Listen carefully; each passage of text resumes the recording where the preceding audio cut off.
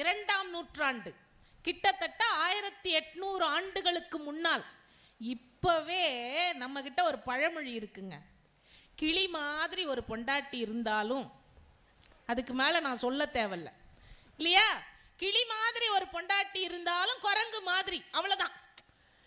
அப்படி இருக்கின்ற இந்த காலத்தில் நம்மாலே நம் வீட்டில் இருப்பவர்களையே கட்டுப்படுத்த முடியவில்லையே, அது கட்டுப்பாடற்ற ஒரு காலம்.